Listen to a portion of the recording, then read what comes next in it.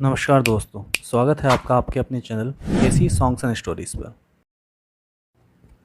पिछले भाग में आपने सुना कि कैसे ओम बस में उस महिला को देख के बस से उतर जाता है।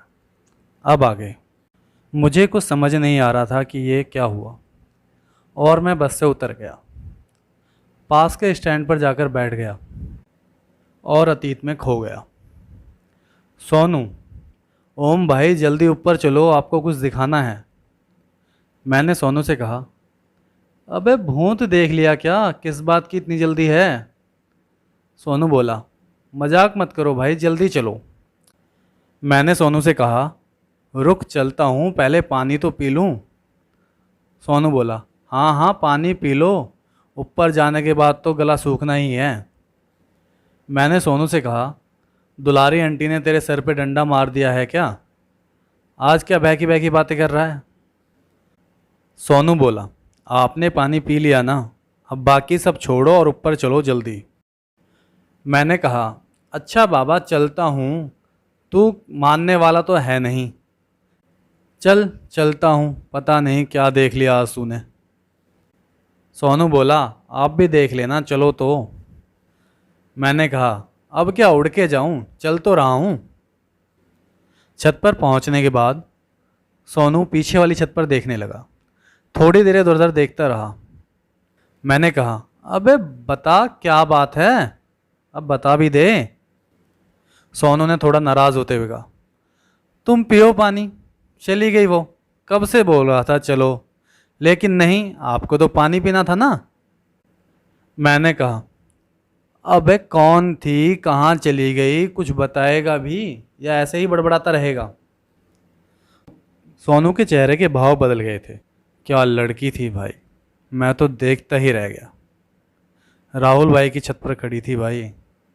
राहुल भाई की रिश्तेदार तो नहीं थी, उनके घर में तो अनामिका दी को छोड़कर सभी की शक्ल चूतिया जैसी है। तभी मेरी नज़र राहुल की छत पर पड़ी और वहीं टिकी की टिकी रह गई। सोनू बोले जा रहा था लेकिन मेरा ध्यान कहीं और ही था।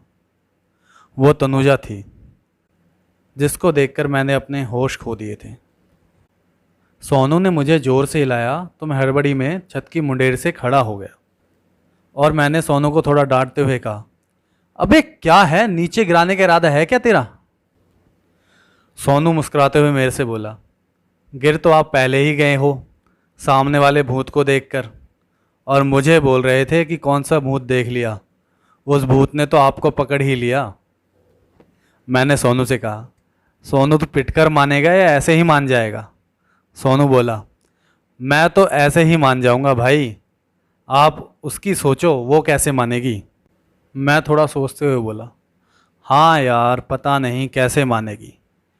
एक बात बता, ये राहुल की रिश्तेदार नहीं है तो ये है कौन और राहुल के यहाँ क्या कर रही है?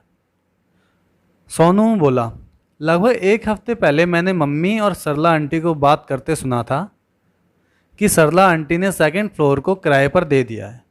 मुझे लगता है ये वही किराएदार है। सरला आंटी यानी कि राहुल की मम्मी, उनका हमारे घर आना जाना लगा रहता था और दुलारी आंटी और मेरी मम्मी की उनसे अच्छी बनती थी और वो लोग घंटों बातें करते थे। इसीलिए शायद सोनू ने सुन लिया होगा कि सरला आंटी अपना सेकंड फ्लोर किराए पर देने वाली है। मेरे 10वीं क्लास के एग्ज़ाम ख़त्म हुए थे और मैं रिज़ल्ट का वेट कर रहा था। मेरे पास कोई काम नहीं था तो मैं पूरा दिन क्रिकेट खेलता या दोस्तों से गपशप करता रहता था। लेकिन उस दिन के बाद मैं अपना अधिकतर समय छत पर ही बिताता।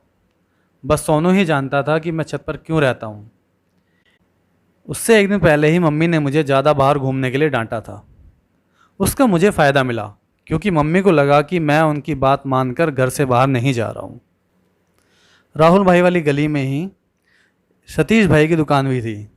मम्मी जब भी कोई सामान मंगाती तो मैं सतीश भाई की किराने की दुकान से ही लाता ताकि मुझे तनुजा को देखने का मौका मिल जाए। तनुजा को आभास हो गया था कि मैं उसको देखने के लिए पूरा दिन छत पर रहता हूँ, सामान लाने के लिए उसकी गली में भी आता हूँ। अब वो छत और बालकनी पर कम आने लगी थी। मेरे पास एक कीरिंग था जिस पर आई लव यू लिखा हुआ था। एक दिन जब तनुजा छत पर अकेली थी मैंने वो उसकी तरफ फेंका और उसकी तरफ इशारा करते हुए हाथ हिला दिया। उसको देखकर तनुजा ने वापस मेरी तरफ फेंका और पैर पटकते हुए नीचे चली गई। यह मेरा पहला प्रपोज़ल था। तनुजा ने उसको रिजेक्ट कर दिया था।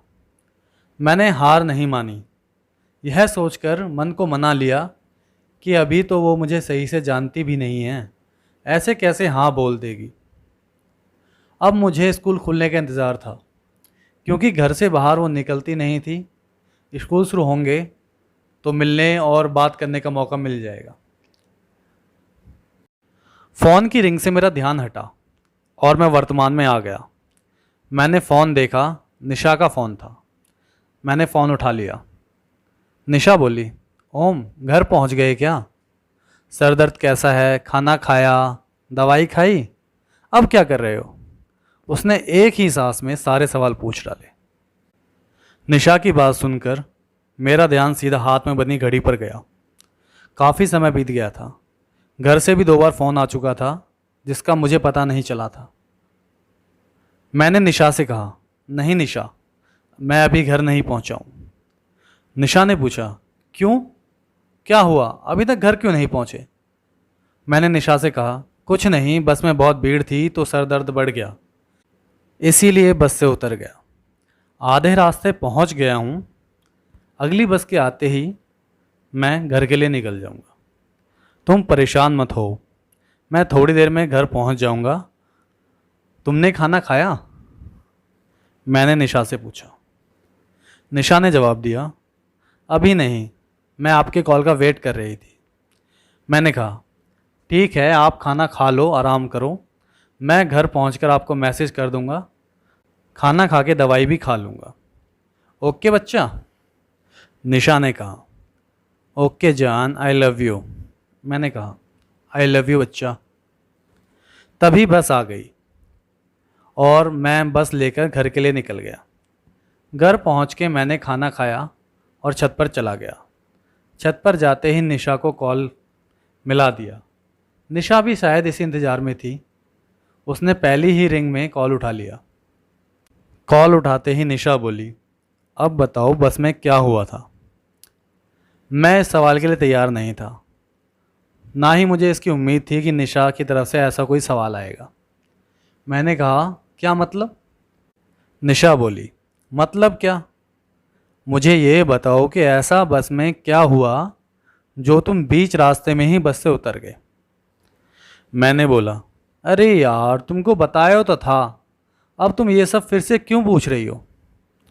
निशा ने कहा, क्योंकि मुझे पता है जो मुझे बताया था वो आधा सच था, पूरा सच क्या है मुझे वो जानना है। मैंने कहा, आज क्या हो गया है तुमको निशा? लड़ना चाहती हो क्या मुझसे? निशा बोली, नहीं बेटू, मुझे पता है तुम परेशान हो किसी बात को लेकर। बस में किसी से लड़ाई हुई क्या? मैंने निशा से कहा, अरे नहीं यार, कुछ भी नहीं हुआ, तुम फ़ोन रखो, मुझे सोने जाना है। निशा बोली, हाँ मत बताओ, मैं तुम्हारी लगती ही कौन हूँ? इतना कहकर निशा ने गुस्से में फ़ोन काट दिया और मैं नीचे आकर अपने बिस्तर पर लेट गया और यही सोचता रहा कि निशा को तनुजा के बारे में बताऊं या नहीं, और यही सोचते सोचते मैं सो गया। ओम निशा को कुछ बताएगा या नहीं? तनुजा के आ जाने से कहीं ओम और निशा के रिलेशनशिप में कोई दिक्कत तो नहीं आ जाएगी? ऐसे ही कुछ सवाल आपके मन में उमड़ रहे होंगे। आप भी जानना चाहते हैं कि आगे क्या होगा, तो उसके लिए आप हमारे साथ बने रहिए और देखते रहिए निशा एक अधूरी प्रेम कहानी।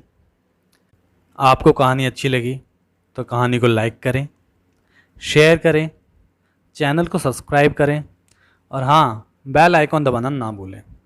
और जो हमारे चैनल पर नए हैं वो निशा के पुराने भाग को ज़रूर देखें ताकि आपको पूरी कहानी समझ आ सके। धन्यवाद।